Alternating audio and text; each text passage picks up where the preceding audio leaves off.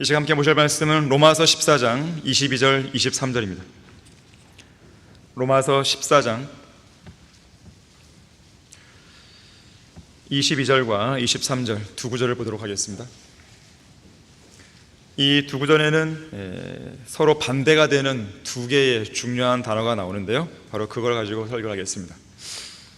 내게 믿음이 있느냐? 그 믿음을 하나님 앞에서 스스로 가지고 있으라. 자신이 승인하는 일로 자신을 정죄하지 아니할 자는 복이 있도다.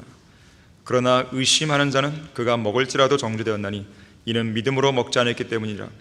믿음으로 아니하는 모든 것이 죄니라. 자, 말씀을 위해 다 같이 하시겠습니다. 참으로 위대하신 아버지 하나님, 주님의 성호를 찬양합니다.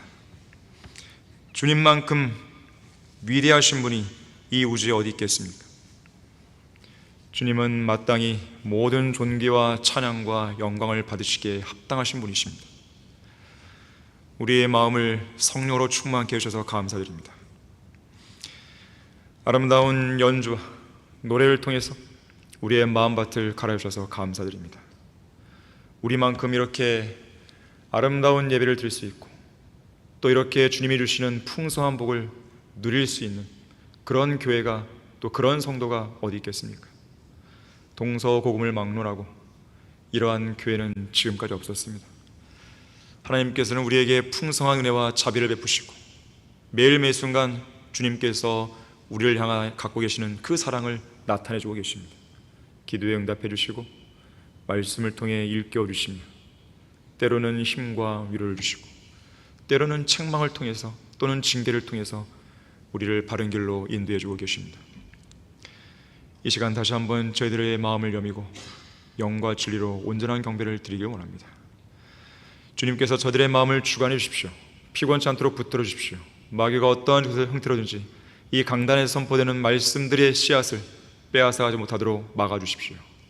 우리가 온전히 듣고 온전히 마음에 새기고 온전히 깨닫고 온전한 헌신으로 우리가 배운 것들을, 또 들은 것들을, 믿은 것들을 나타낼 수 있도록 도와주십시오. 주 예수 그리스도 이름으로 기도했습니다. 아멘. 믿음과 의심, 믿음과 의심 두 단어가 나오죠. 이 제목으로 설교하겠습니다. 언젠가 죽음을 앞두고 병상에 누워있던 한 나이든 형제가 있었습니다. 안타깝게도 이 형제는 예수 그리스도를 자신의 구주로 믿고 영접한 적이 있었음에도 구원의 확신을 갖고 있지 못했습니다.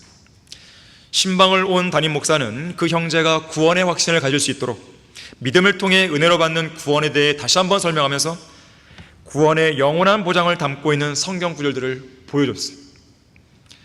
하지만 그의 마음속에서 구원에 대한 의심이 좀처럼 가시지 않았습니다. 이에 목사는 요한복음 5장 24절을 펼치더니 그 형제에게 직접 천천히 소리내서 읽어보라고 지시했어요. 형제가 읽습니다. 진실로 진실로 내가 너에게 말하노니 내 말을 듣고 또 나를 보내신 분을 믿는 자는 영생을 얻고 정죄에 이르지 않을 것이며 사망에서 생명으로 옮겨지느니라. 이 형제가 이 말씀을 천천히 다 읽었을 때 목사는 이렇게 말합니다. 형제님, 지금 형제님은 성경을 잘못 읽은 것 같습니다. 저의 눈에는 이렇게 보이는데요, 진실로 진실로 내가 너희에게 말하노니 내 말을 듣고 또 나를 보내신 분을 믿는 자는 영생을 얻을지 못 얻을지 죽어봐야 알겠고 정죄에 이를 수도 있고 안 이를 수도 있으며 사망에서 생명으로 옮길까 말까 하느니라. 이 말을 들은 형제가 이렇게 대꾸합니다. 에이 목사님, 그럴 리가 있나요?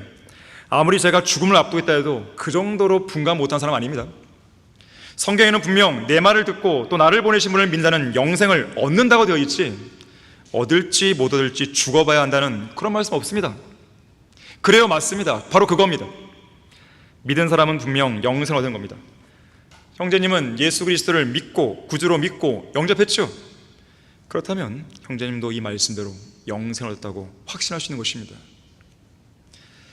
초림 당시에 십자가에 못 박혀 죽으시기 전날 밤 예수님께서는 영원한 생명의 절대적인 보장에 관해 이렇게 말씀하셨습니다. 우리 다 같이 요한복음 14장 1절에서 4절까지를 보겠습니다.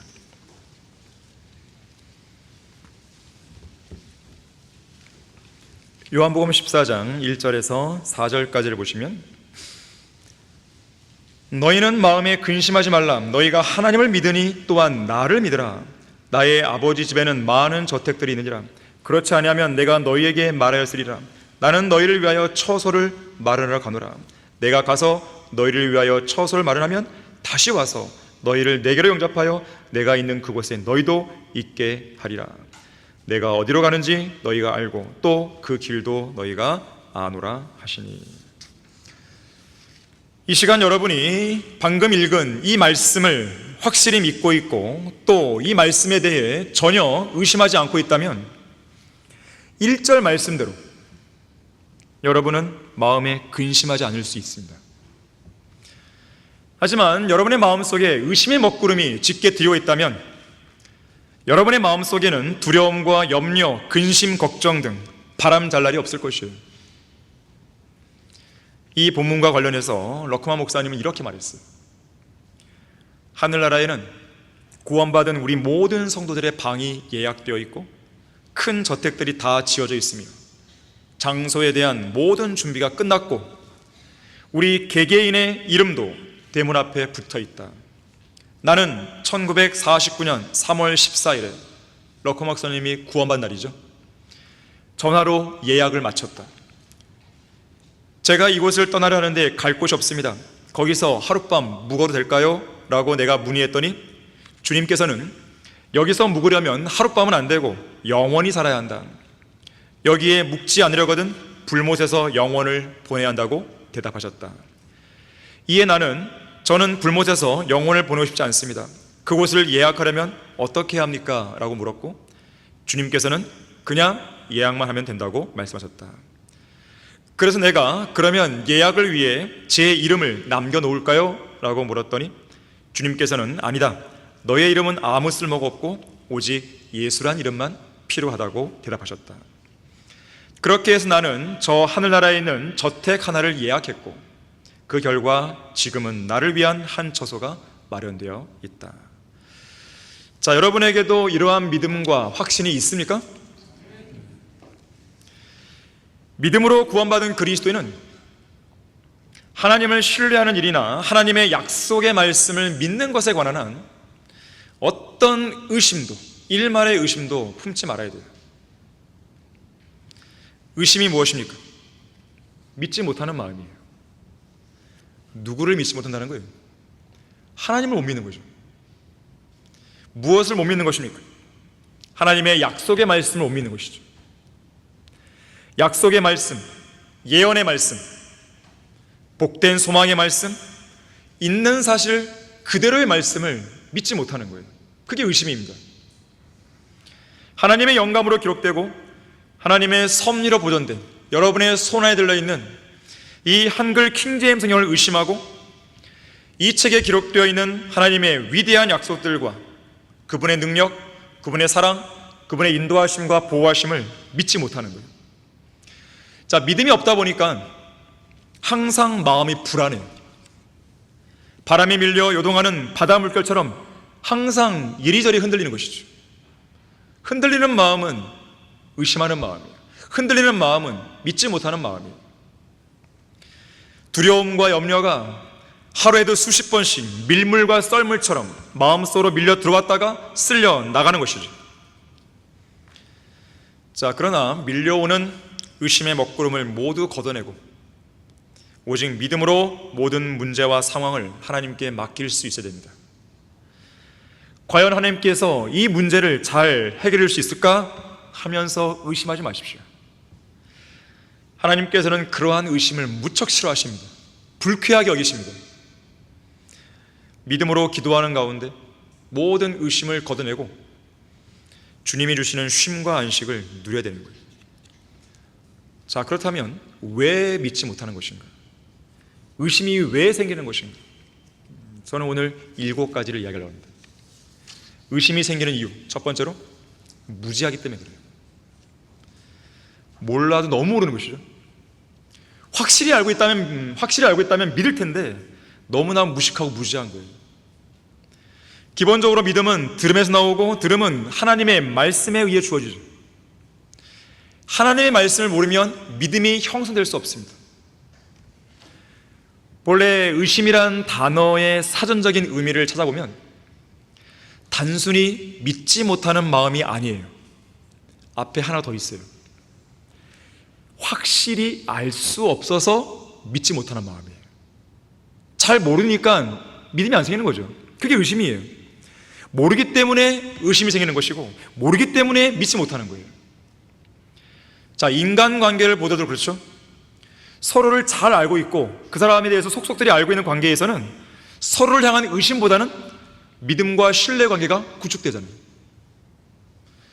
물론 믿는 도끼에 발등 찍히는 경우는 있죠. 하지만 그것은 어디까지나 예외죠, 예외. 하지만 상대를 믿고 신뢰할 수 있는 사람이라는 것을 확실히 알 수 없을 때는 의심이 일어나는 거예요. 알면 의심이 없죠. 이와 관련해서 이런 이야기가 있어요. 한 남자가 대중 목욕탕에 갔는데 마치 사람이 아무도 없어서 콧노래를 부르며 즐겁게 목욕하고 있었습니다. 그런데 얼마 후 낯선 사람이 들어왔어요. 먼저 들어와 목욕하고 있던 사람이 낌새가 이상했는지 조용히 자리에서 일어나서 탈의실로 가서 자기 옷장 문을 열고는 지갑에 넣어둔 돈과 시계가 차 있는지 확인하고 돌아옵니다. 그러자 나중에 들어온 사람도 방금 밖에 나갔다 들어온 그 사람의 행동이 의심스러웠는지 그를 힐끔 쳐다보더니만 또 슬그머니 일어나서 탈의실로 가서 자기 옷장 안에 소지품이 차 있는지 확인하고 왔습니다. 어색한 분위기죠. 5분간의 정적이 흘렀어요. 그러다가 먼저 들어와 있던 사람이 나중에 온 사람에게 조심스럽게 말합니다. 서로 등을 밀어줄까요? 그러시죠. 혹시 예수님 믿고 있습니까? 예, 저는 목사입니다. 아, 그래요? 저도 목사인데. 서로 간에 그걸 알았으면 뭐 의심했겠습니까? 자, 누가복음 23장 34절에서 십자가에 못 박히신 예수님은 하나님 아버지께 이렇게 기도하셨어요. 아버지시여, 저들을 용서해 주옵소서. 그들은 자기들이 하는 것을 알지 못하나이다. 다시 말하자면 더럽고 가증한 죄들로 점철된 피조물들이 자기들을 창조하신 가장 거룩하신 하나님을 대적하고 모독하고 조롱하고 심지어 십자가에 못 박아 죽이는 이 모순된 행동을 지금 일삼고 있는 저 죄인들, 그야말로 자기들이 지금 하는 짓을 전혀 알지 못하는 저 무지한 죄인들을 용서해달라는 기도를 하신 거예요. 만약에 그들이 예수님이 어떤 분인지 정확하게 알았다면, 제대로 알았다면, 또 제대로 믿었다면 그런 엄청난 짓을 저지르지 않겠죠. 이 점에 대해서는 사도 베드로도 이야기했습니다. 사도행전 3장 17절에서 무지한 이스라엘 백성들 향해 설교합니다. 이제 형제들아, 너희 관원들이 그리한 것과 마찬가지로 무지하여 그렇게 행한 줄 내가 아노라. 믿고 신뢰해야 할 하나님이 어떤 분인지 정확하게 알고 있다면 결코 하나님을 의심할 수는 없죠. 그 대신 전폭적으로 신뢰하게 될 것입니다. 선지자 예레미야는 말합니다. 주 하나님이여, 주께서는 주의 큰 권능과 표심팔로 하늘과 땅을 지으셨으니 주께는 어려워서 못하실 일 없나이다. 여러분도 이 사실을 알고 있습니까? 그렇다면 어떤 상황에서도 하나님과 그분의 능력을 의심해서는 안 돼요. 안다면요. 의심이 생기는 이유, 두 번째로 우리 마음속에 의심을 일으키려는 사탄의 미혹 때문이에요. 사탄이 미혹하는 거예요. 계속 우리 안에 의심을 불러일으키는 거예요. 사탄은 우리가 전능하신 하나님을 신뢰하지 못하도록 하기 위해서 하나님의 약속들을 의심하게 만드는 간교한 질문들을 시시각각 우리 마음속에 집요하게 던지는 것이죠. 시편 42편 3절에서 이런 질문을 던집니다. 사람들이 계속해서 나에게 하는 말이 내 하나님이 어디 있느냐 하니 내 눈물이 밤낮으로 내 음식이 되었나이다라고 말씀합니다. 내 하나님 어디 있냐 이거. 너 기도한다며? 너 하나님 믿는다며? 너 하나님 어디 계시는데? 사탄은 질문 하나로 최초의 여자인 이브의 마음속에다가 하나님을 향한 불신과 의심을 심었죠. 참으로 하나님께서 말씀하시기를 너희는 동산의 모든 나무에 사는 것을 먹지 말라 하시더냐? 이 간교한 질문 하나에 귀를 내어준 대가는 너무나 큰 것이었습니다. 죄와 사망이 인류에게 들어오는 발판이 된 것이죠. 참으로 하나님께서 말씀하시더니 온 인류를 파멸과 죽음으로 이끌어갈 만큼 상당히 파괴적인 힘이 있는 질문이, 인류 역사 6천년이 지난 지금까지도 이런 식의 질문은 계속 이어지고 있습니다. 어쩌면 지금 이 순간도 마귀는 여러분의 마음속에 어떤 질문을 던지고 있을지 몰라요. 하나님을 의심하게 만드는 질문, 이 진리의 말씀을 의심하게 만드는 질문, 이 교회에 대해서 의심하게 만드는 질문. 그런 가운데 하나님을 향한 의심과 불신의 씨앗은 수많은 죄인들의 마음속에 계속 심겨지고 있고, 그러한 사람들을 지옥으로 계속 밀어넣고 있죠. 누군가가 말했듯이 의심은 인간의 마음속에 있는 일종의 지옥이라고 했어요. 그러나 지옥은 의심하는 마음에만 있는 게 아니에요. 결국 복음을 의심하다가, 예수 그리스도의 구속을 의심하다가 결국 그 사람 혼이 지옥으로 던져지는 것이죠. 질문은 질문을 낳고 의심은 의심을 낳습니다. 그것은 엄청나게 눈덩이처럼 커져가는 거예요. 거짓말하실 수 없는 하나님의 약속이 우리 손에 들려있는 이 성경, 진리의 말씀 안에 확고히 서 있지만 사탄은 계속해서 이 약속들을 의심하게 만드는 거예요.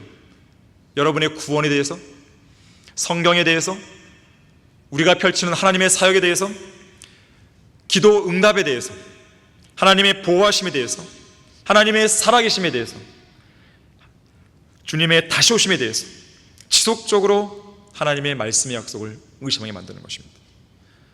너의 하나님이 어디 있느냐? 진리가 무엇이냐? 하나님께서 성경을 보존하셨다는 것이 정말로 맞는 말이냐? 죽은 자들이 어떻게 살아나냐? 뇌 안에 예수님이 계신 거 어떻게 하냐? 너 같은 사람이 정말 구원받았겠냐? 너 같은 사람을 하나님께 쓰시겠느냐? 구원받은 것을 어떻게 하느냐? 죽어봐야 하는 거 아니냐? 주님께서 오신다는 약속이 어디 있는데? 왜 하나님은 기도를 들어주지 않지? 정말로 하나님이 너를 사랑하시기나 한 것이야? 하나님은 정말로 살아계시는 것이야? 지속적으로 마귀는 우리의 마음속에 수많은 질문들을 던져넣고 있습니다. 성도들 각자의 가장 약한 부분을 무너뜨릴 수 있는 가장 적합한 질문들을 가지고 사탄은 다가오는 거예요.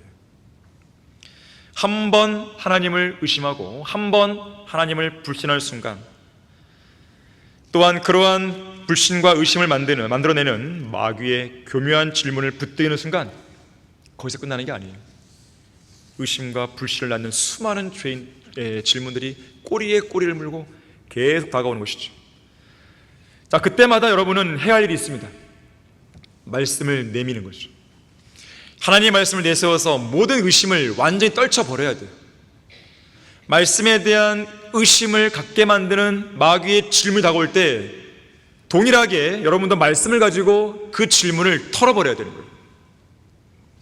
초림 당시에 마귀는 거짓 종교 지도자들, 바리새인, 사두개인들을 이용해서 예수님을 향해서 수많은 질문 공세를 퍼붓죠. 논쟁을 걸어오죠. 그때마다 예수님은 하셨던 일이 있었어요. 기록되었으되 너희는 성경에서 무엇이라고 하신 말씀을 읽어보지 못했냐? 이렇게 답변하심으로써 승리를 거두신 거예요. 우리도 그렇게 해야 되는 것이죠. 의심이 생기는 이유, 세 번째로 눈에 보이지 않기 때문에 그래요. 이것이 인간이 지닌 최대 약점이에요. 눈에 보이지 않는 것이나 자기가 직접 경험해보지 않은 것은 도무지 믿지 않으려 하는 나쁜 습성이 있는 거예요. 한 번은 물고기 두 마리가 즐겁게 헤엄을 치며 물속을 논일고 있었습니다.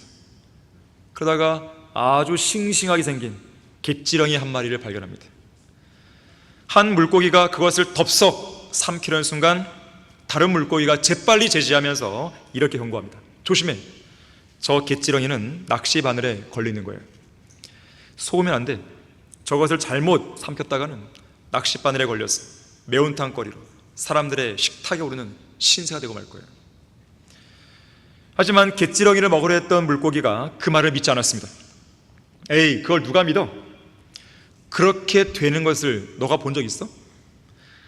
나도 그런 얘기를 많이 들어봤지만 지금까지 그런 사실을 입증해 준 물고기는 없었어. 정말로 매운탕거리가 된 물고기가 있는지, 사람들의 식탁까지 갔다 온 물고기가 있는지 증명할 수 있어? 혹시 너가 저 갯지렁이를 먹고 싶은 거는 아니야? 결국 갯지렁이를 덥석 삼켜버립니다. 그리고 이 물고기는 다시는 바다로 돌아올 수 없었다 그래요. 자, 이것은 오늘날 지옥의 실체를 믿지 않는 수많은 죄인들의 실상을 잘 보여줍니다. 에이, 지옥을 어떻게 믿어? 지옥 간 사람 본 적 있어? 지옥에 갔다가 온 사람이 있는지 증명할 수 있어? 이렇게 냉소적인 반응을 보이면서 비웃는 것이죠. 끝끝내 이런 자들은 지옥에 던져져서 다시는 이 땅으로 돌아오지 못하고 저 하늘도 보지 못하게 되는 것이죠. 소위 의심 많은 제자로 불리는 도마가 있었습니다. 도마는 이렇게 말하죠.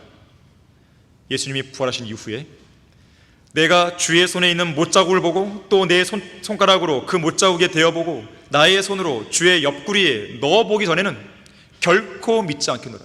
내가 직접 확인할 때까지는 믿지 않겠다 그랬어요. 8일 후에 부활하신 예수님께서 나타나시죠.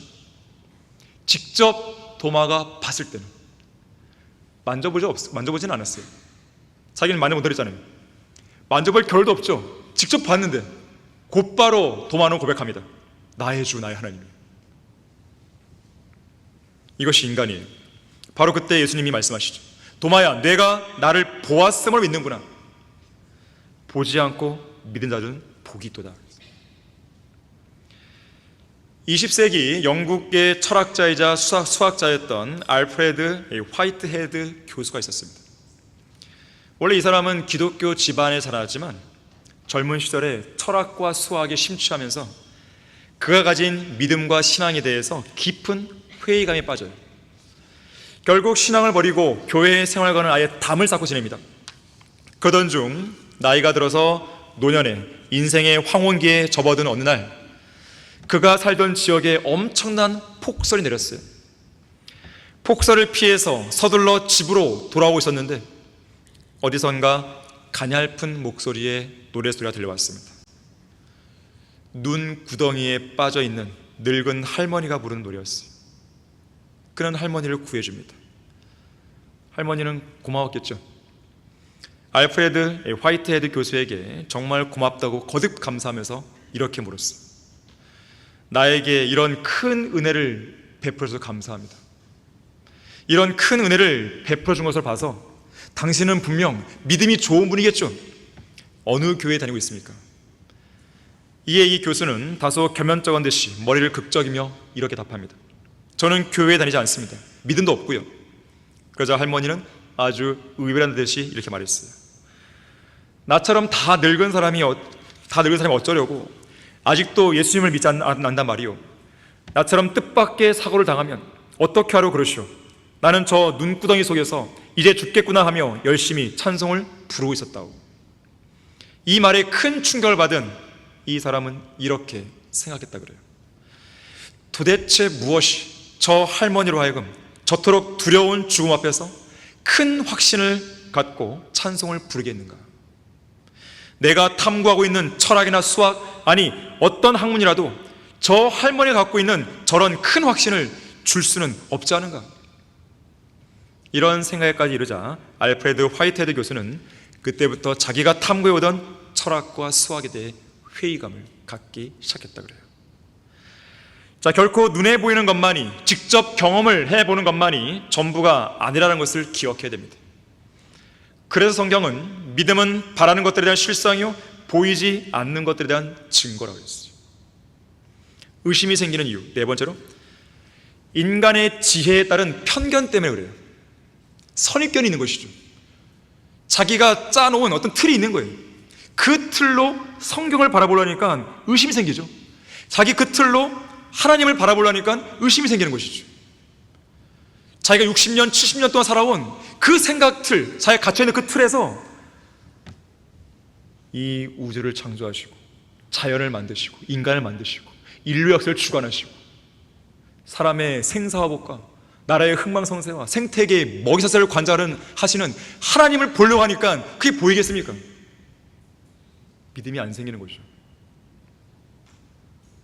2018년 12월 4일 미국 뉴욕의 크리스트 옥션 하우스에서 매우 한심한 경매 하나가 있었습니다.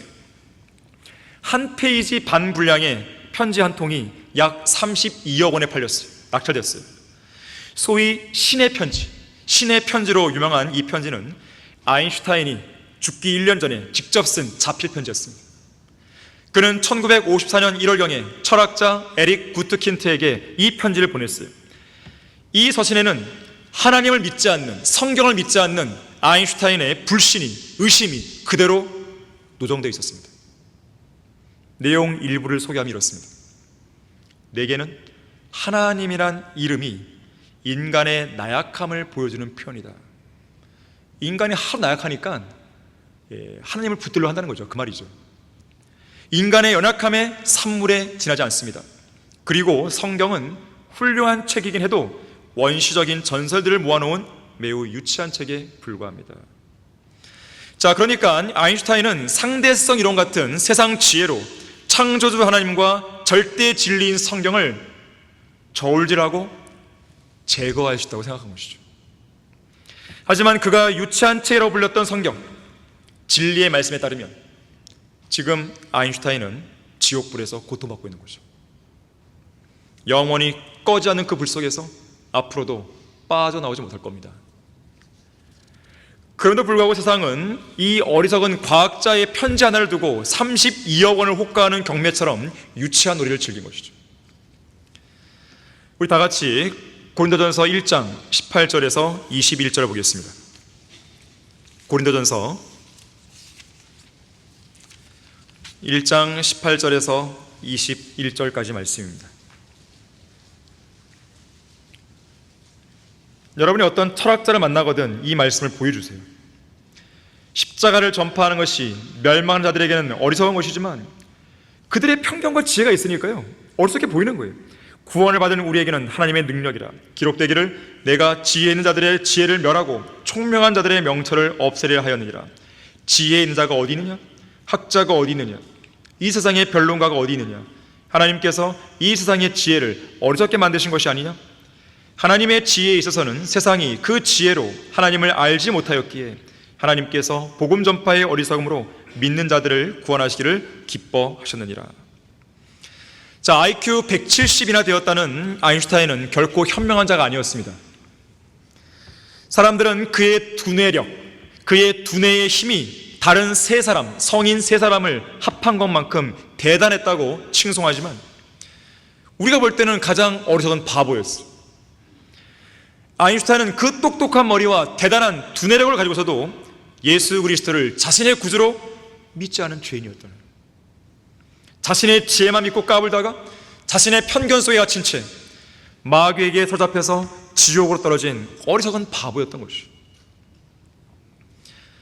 자신의 지혜를 사랑하는 세상의 유명한 학자들이 성경에 대해 의심한다고 해서, 그리스도의 복음을 의심한다고 해서, 지옥을 의심한다고 해서, 하늘나라를 의심한다고 해서, 하나님의 살아계심을 의심한다고 해서 하나님이 없어지신 겁니까?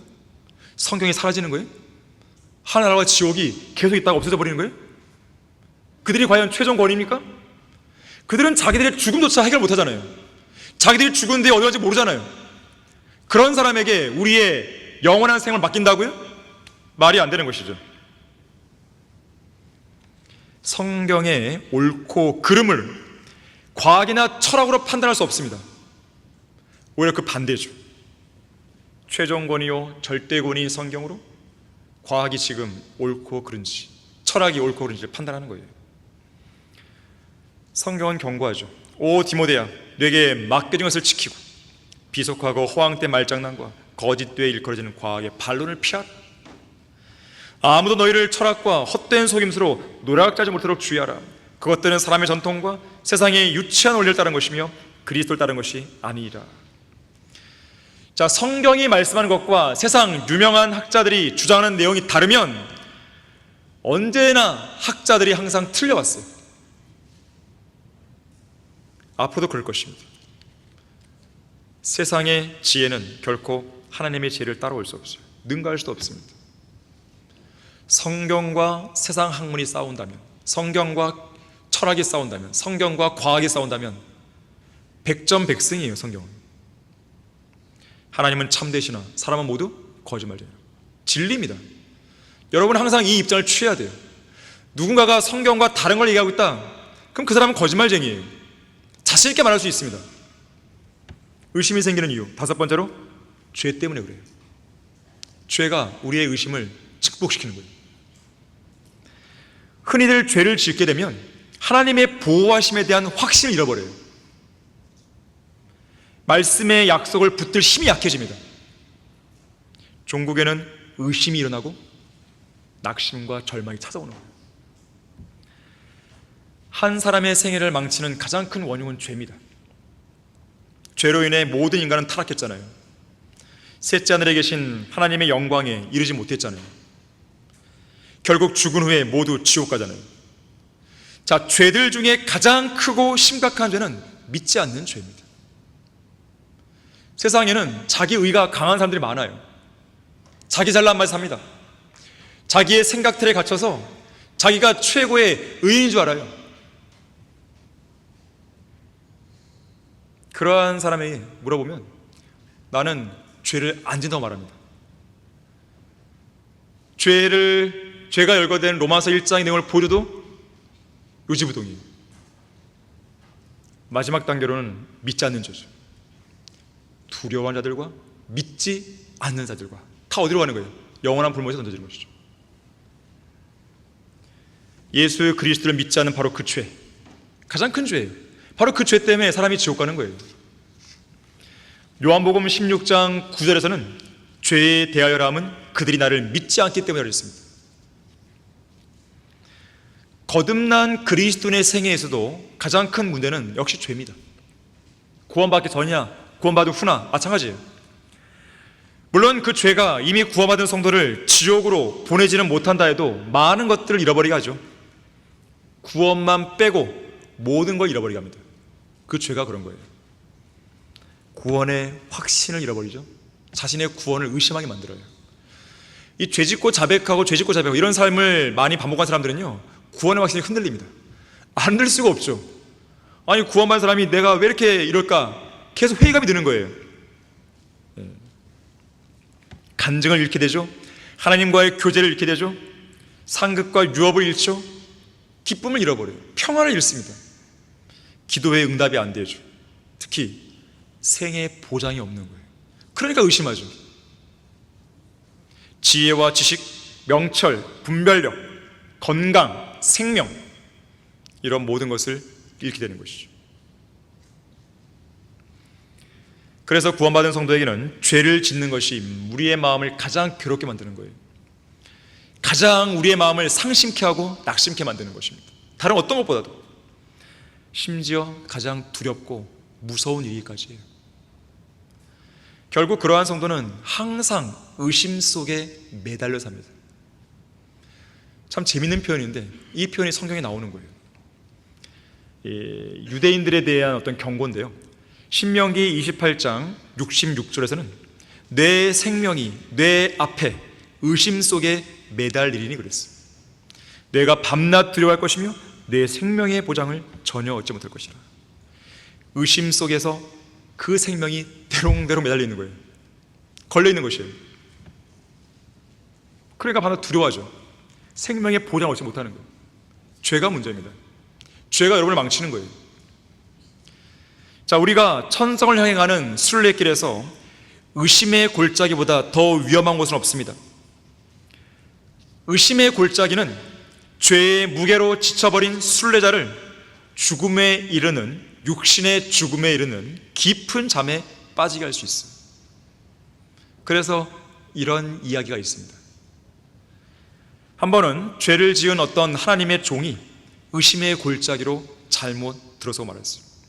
이 죄를 지은 가운데 그로 인해 많은 어려움을 겪었고요, 그런 속에서 의심이 증폭되니까 실망감 속에서 마음속이 무척 혼란스럽습니다. 주님이 나를 도와주시는 것인가? 나를 이 골짜기에서 빼내주시는 것인가? 주님은 살아계신 것인가? 나는 정말 구원받는 것인가? 혼란스럽습니다. 매우 절망스러운 세상 한가운데로 떨어진 기분이었어요. 심지어 하나님께 버림받았다는 그런 느낌만을 들었습니다. 하나님은 더 이상 그를 보호해 주지 않을 거라는 의심의 먹구름이 그의 마음속에 짙게 드리웠어요. 그러던 중에 의심의 골짜기 한쪽 편에 동굴 하나가 보였습니다. 그는 그곳에 들어가서 자신의 괴로운 심정과 버림받은 느낌과 의심에 대해서 정직하게 하나님께 아뢰입니다. 그리고 자신의 모든 죄를 자백한 후에 다시 믿음을 회복시켜달라고, 의심의 골짜기에서 빼내달라고 하나님께 간절히 기도했어요. 시간이 지나자 그의 눈은 동굴 속에, 그 어두운 동굴 속에 그 어두움에 익숙해지죠. 적응이 됩니다. 그러면서 어두운 동굴 안에 있는 것들이 하나씩 보이게 되는 거예요. 형체가. 그 중에 뭐가 있었냐면 바로 가까운 곳에 늑대가 그의 새끼와 함께 누워있는 것을 보게 됩니다. 그런데 이 늑대는 이 사람을 잡아먹으려 하지 않을 뿐 아니라 꼼짝도 안 하고 있었어요. 본래는 이 젖먹이 새끼를 키우는 어미 늑대는요, 어떤 맹수보다 더 흉악하다 그래요. 자기 새끼를 위해서. 그런데 하나님께서는 바로 이 하나님의 종이 버림받았다고 느낀 바로 그 순간에도 늑대로부터 그 종을 평안하고 안전하게 보호해 주셨던 것이에요. 자, 누구에게나 언제든지 의심과 절망과 낙담과 두려움은 반드시 찾아옵니다. 우리의 인생에는 그런 것들이 오게 돼 있어요. 중요한 것은 그때마다 하나님을 믿고 의지하려는 그 믿음을 발휘할 수 있어야 돼요. 자, 두려움이 없다면 용기의 진가가 들어가지 않습니다. 두려움이 없다면 용기를 낼 필요도 없잖아요.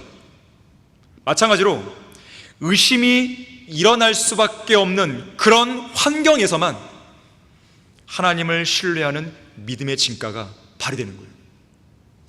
평범한 상황에서는요, 믿음은 누구나 가질 수 있습니다. 그러나 내 마음을 막 혼란스럽게 만들고 의심이 막 일어나는 그 순간에 모든 걸 내려놓고 말씀으로 돌아가서 말씀의 약속을 붙드는 그 믿음을 발휘할 때 그 믿음의 진가가 드러나는 거예요. 자, 의심이 생기는 이유, 6번째로 영적인 불안함 때문에 그렇습니다. 영적인 불안감. 누가복음 24장 38절에서는 주께서 그들에게 말씀하시기를 어찌하여 너희는 불안해하며 어찌하여 너희 마음에 의심이 생기냐고 묻고 계십니다. 불안과 의심이 하나의 짝으로 등장하고 있어요. 불안하니까 의심이 드는 것이죠. 의처증이라는 게 있죠. 또 의부증이라는 게 있죠. 의처증이나 의부증에 걸리는 환자와 결혼하면 결혼하는 순간부터 신혼생활이 아니라 지옥 같은 생활이 펼쳐집니다. 계속 의심하는 사람과 어떻게 살을 맞대고 살 수 있겠어요? 예를 들어서 의부증에 걸린 아내가 남편이 회사에 출근하는 순간부터 5분 간격으로 계속 회사로 전화해서 사무실에서 제대로 일하고 있는지, 다른 여직원과 딴짓하고 있는 것은 아닌지 확인한다면 어떻게 되겠습니까? 의심의 눈초리로 남편의 일거수일투족을 분초 단위로 일일이 체크하며 실시간 감시하러 한다면 어떻게 되겠습니까? 무언가 자기 기준과 생각대로 이루어지지 않고 자기 기분이 상하게 될 때마다 남편을 의심한다면 어떻게 되겠습니까? 그 남편은 숨이 막혀서 더 이상 아내와 함께 살지 못하겠죠. 자, 이렇듯 기도 응답이 안 될 때마다, 일이 잘 안 풀리고 어려움과 고난이 엄습할 때마다, 심지어 하나님께서 어떤 특별한 이유로 침묵을 지킬 때마다 하나님께서는 살아계신 분이 아니야 라든지, 하나님께서 나를 사랑하시지 않아 라든지, 하나님께서는 더 이상 나를 보호하지도 않고 지켜주지도 않아 라든지 하면서 계속 하나님을 의심한다면 어떻게 되겠습니까? 사도 바울은 우리 그리스도인들이 우리의 신랑이신 예수 그리스도께 정혼한 순결한 처녀라고 말합니다. 자, 일단 신랑이신 예수님과 정혼한 이상 그리스도께서 살아계신 것에 대해 추호도 의심해서는 안 되죠. 예수 그리스도의 돌보심과 사랑과 인도하심을 결코 의심해서도 안 되는 것이죠. 우리 안에 같이 살고 있잖아요. 기도의 응답으로 어떤 고난과 문제가 해결되면 하나님께서 살아계시는 것이고, 기도의 응답이 안 돼서 고난과 문제가 여전히 지속되고 있으면 하나님께서 살아계시지 않는다고 생각하는 게 과연 믿음입니까? 주님과 정혼하는 이상 설령 기도 응답이 안 된다 하더라도 거기에는 다 이유가 있겠거니 하면서, 모든 일이 합력하여 선을 이루는 과정이니 하겠거니 하면서 기도 응답의 유무와 관계없이 끝까지 예수 그리스도를 믿고 신뢰해야 되는 것이죠. 여러분, 거기 빌립보서 4장 한번 보십시오. 우리가 잘 아는 말씀인데요, 4장 6절과 7절입니다. 많은 사람들이 이 두 개의 구절을 기도 응답에 관한 구절로 이해를 합니다. 그것이 틀린 말은 아니에요. 하지만 여기는 그 이상의 내용을 담고 있는 거예요. 아무것도 염려하지 말고 다만 모든 일에 기도와 간구로 너희의 구하는 것들을 감사함으로 하나님께 알려지게 하라. 이게 기도죠. 알려지게 했어요. 그리하면 모든 지각을 초월하시는 하나님의 평강이 그리스도 예수 안에서 너희 마음과 생각을 지키시리라. 자, 분명히 그렇게 알려지게 하면 모든 지각을 초월하시는 하나님께서 기도 응답을 해 주시리라. 이렇게 안 됐잖아요. 이거는 기도 응답의 유무와 관계없어요. 관계없이 평강이 있는 거예요. 이것이 믿음이에요. 주님과 정혼한 이상 우리는 그런 믿음을 발휘해야 됩니다. 다니엘의 세 친구를 보십시오. 불타는 용광로로 위협하는 당대의 절대 권력자 느부갓네살의 위협 앞에서 매우 지극히 겸손하고 침착하게, 조용하고 냉정하면서도 아주 당당하게, 은은하고 우아하면서도 전혀 두려움이 없는 그런 태도와 아주 권위 있는 목소리로 이렇게 대답합니다. 우리가 섬기는 우리의 하나님께서는 불타는 뜨거운 용광로에서 우리를 구해내실 것입니다. 이게 첫 번째. 그러나 만일 그렇게 되지 아니할지라도 오 왕이여, 우리가 왕의 신들을 섬기지 않을 것이며 왕께서 세우신 금상에 경배하지도 아니할 것을 왕께서 나소서. 그렇게 되지 않을지라도 관계없다는 거예요. 주님께서 우리를 구하신다는 것 믿어요. 하지만 설령 우리가 기도했던 것과 반대의 경우가 일어나더라도 주님을 신뢰하는 데서는 문제 없다는 것이죠. 2차 세계대전 당시에 끔찍한 홀로코스트를 경험한 어떤 유대인이 한쪽 벽에 썼습니다. 나는 태양이 빛나지 않을 때도 태양이 있음을 믿습니다. 나는 사랑을 느끼지 못할 때도 사랑이 있음을 믿습니다. 나는 하나님이 침묵을 지킬 때도 하나님이 계심을 믿습니다. 자, 의심이 생기는 이유, 마지막 7번째로 믿음이 연약하기 때문에 그렇습니다. 여러분은 강한 믿음을 소유하셔야 돼요. 약한 믿음으로 남아있으면 언젠가 한 번은 계속 의심이 생기는 거예요. 의심하지 않고 오히려 믿음에 견고해져서 하나님께 영광을 돌리는 아브라함처럼 되어야 되는 것이죠. 예수님의 말씀에 따라 갈릴리 바다 위를 걸어가던 베드로가 바람이 사나워진 것을 보고 두려워합니다. 그리고 물에 빠지죠. 그때 예수님이 말씀하세요. 오, 너 믿음이 적은 자야. 믿음이 없는 자야. 안 그랬어요? 믿음이 적은 자야. 어찌하여 의심하니?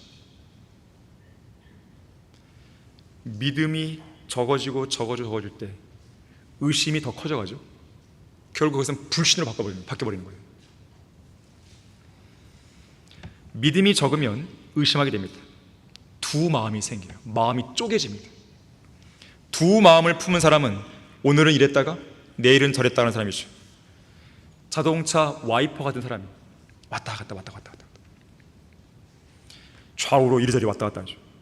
흔들 의자에 앉는 사람이에요. 앞뒤로 왔다 갔다. 하지만 전진하지 못해요. 제자리에 있는 것이죠. 믿음은 전진이죠. 의심은 제자리에서 왔다 갔다 하는 거예요. 뭔가 바쁘긴 바빠요. 근데 아무런 진전도 열매도 없죠. 왜 그렇게 되는 것인가? 의심하기 때문에 그런 거예요. 그래서 두 마음을 품은 사람은 모든 길에 안정이 없습니다.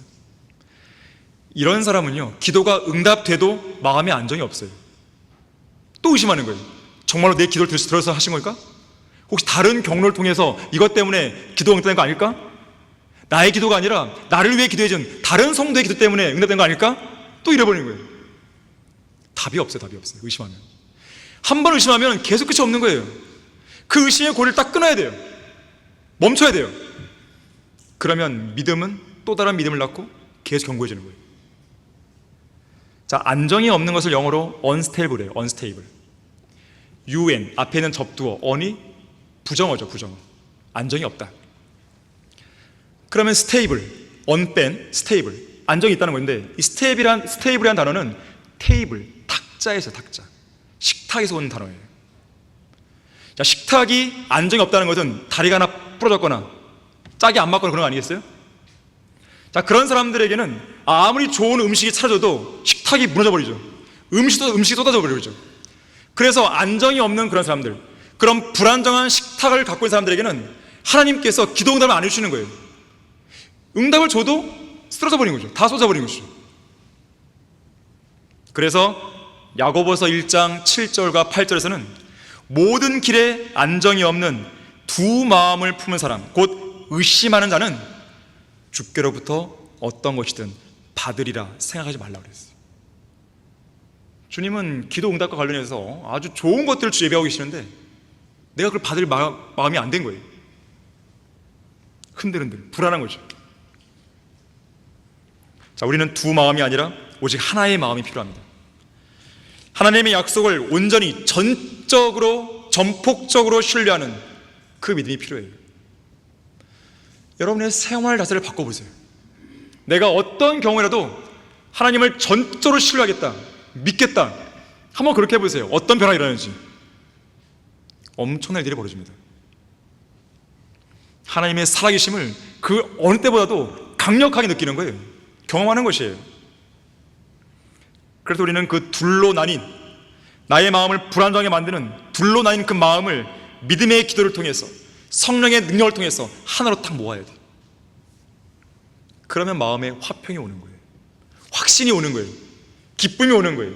평안이 찾아오는 것입니다. 이사야 26장 3절에서 마음을 주께 의탁하는 사람을 완전한 화평 속에 지킬 거라 했어요. 밀려오는 의심의 먹구름을 걷어내고 믿음으로 하나님께 맡겨야 됩니다. 모든 지각을 초월하시는 하나님의 평강이 그때 임하는 것이에요. 결론적으로 의심은 우리가 믿는 전능하신 하나님을 초라하게 만드는 일입니다. 그건 죄예요. 자, 여기에 돈 많은 부자가 있습니다. 돈 많은 부자는 나에게 돈을 줄 수 있는 사람이에요. 그런데 돈 많은 부자 앞에서 그 사람을 의심하며 돈을 걱정하는 것은 그 부자를 초라하게 만드는 일입니다. 여기에 한 나라의 대통령이 있습니다. 통치자가 있습니다. 유능한 왕이 있습니다. 그런데 그의 통치 능력을 의심하면서 이 나라는 누가 다스리죠? 이러고 있으면 왕이나 대통령을 변변찮게 만드는 일인 것이죠. 자, 여기에 훌륭한 신실한 담임 목사가 있습니다. 그런데 그 앞에서 그의 설교 수준을 의심하면서 예배 설교는 누가 하죠? 이래버리면 설교자는 아무것도 아니게 되는 것이죠. 전능하신 하나님을 의심하지 마세요. 그분의 말씀을 의심하지 마세요. 예수님은 말씀하십니다. 마태복음 21장 21절 외우기도 쉬워요. 21장 21절 진실로 내가 너에게 말하노니 너에게 믿음이 있고 의심하지 않으면 이 산더러 옮겨져 바다에 빠지라고 말해도 그렇게 된다고 했어요. 전능하신 하나님의 능력은 일말의 의심도 없는 온전한 믿음을 통해 나타납니다. 능력 있는 위대한 삶의 비결이 바로 여기에 있어요. 러크만 목사님은 이렇게 말했어요. 우리 모든 그리스도인은 우리의 마음과 혼과 학교와 교회와 가정과 자녀와 재산과 생명과 건강과 안녕과 우리의 과거와 현재와 미래 등등 그 모든 것을 다 맡겨드릴 정도로 주 예수 그리스도를 신뢰한다. 우리는 예수님께서 하나님이심을 확신한다. 그 누가 무슨 수를 쓴다 해도 우리의 확신을 제거할 수 없다. 우리는 의심 많은 제자 도마와는 다르다. 우리는 눈으로 보고 나서야 믿는 자들이 아니기 때문이다. 디모데후서 1장 12절에서는 그런 연유로 내가 이러한 고난을 당해도 부끄러워하지 아니하노니 이는, 잘 들으십시오, 내가 믿은 분을 알고 내가 위탁한 것을 그날을 대비하여 그분께서 능히 지키실 줄을 확신함이라 했습니다.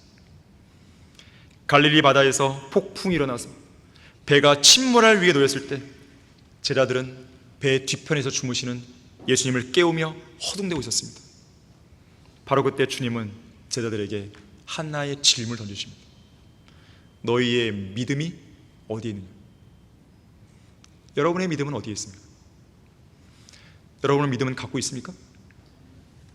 여러분의 믿음을 어디 문 바깥으로 내던지거나 쓰레기통에 처박아두면 안 돼요. 어떤 상황에서도 오직 하나님만을 믿음으로 바라보고 확신을 가지고 의심 없이 담대하게 앞으로 나가는 여러분 모두 되길 바라겠습니다. 자, 기도하겠습니다. 고마우신 아버지 하나님, 오늘도 저희들에게 소중한 말씀을 통해서 자상하게 일깨워주셔서 감사드립니다. 우리 모두가 믿음의 사람이 될 수 있도록 도와주십시오. 의심이 우리 마음속에서 계속 증폭되고 일어날 때 주님께서 그 의심을 잠재울 수 있는 강력한 믿음의 말씀을 우리에게 일깨워주시고 강력한 성령의 능력을 우리에게 일깨워주시며 그러한 의심을 잠재울 수 있는 강력한 평안을 우리 안에 심어주시기를 간구를 드립니다. 마귀는 많은 것들로 우리를 미혹하고 공격합니다. 우리를 주저앉도록 하기 위해서 온갖 계략을 꾸미고 있습니다. 그러나 우리의 믿음이 흔들리지 않도록 도와주십시오. 주님 오실 날이 얼마나 남지 않은 이때에 우리가 믿은 분을, 우리가 알고 있는 주님을 온전히 끝까지 신뢰하며 나아갈 수 있도록 도와주실 간구드립니다. 주 예수 그리스도 이름으로 기도했습니다. 아멘.